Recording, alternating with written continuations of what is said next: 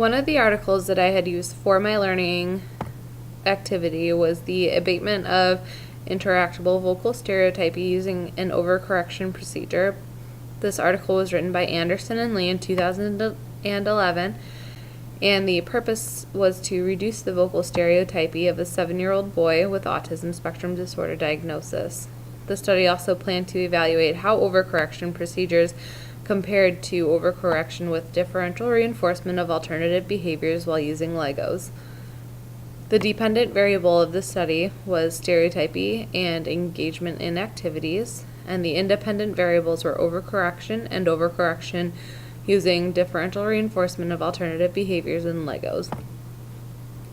Inter-observer agreement was measured by collecting data simultaneously with a trained observer.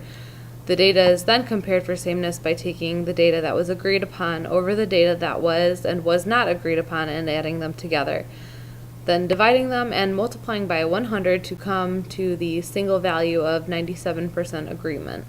Fidelity was not collected during this study, or it is not obvious that it was collected, because the researchers did not state how it was collected and how fidelity was kept throughout the study.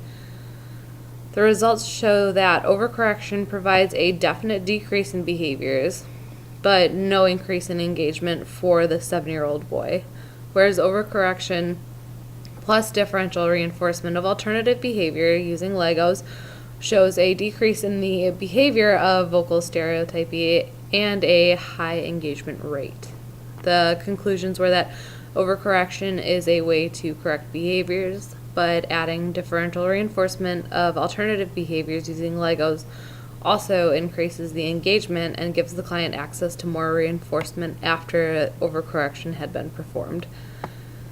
The limitation that was outlined in the study was that baseline was not taken for comparison during overcorrection and overcorrection using differential reinforcement of alternative behaviors adding in Legos.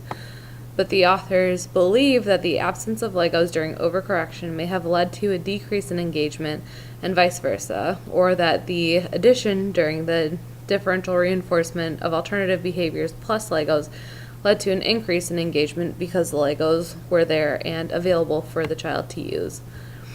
This article doesn't pertain to my study specifically, but it has a lot of good information in it that I plan to use.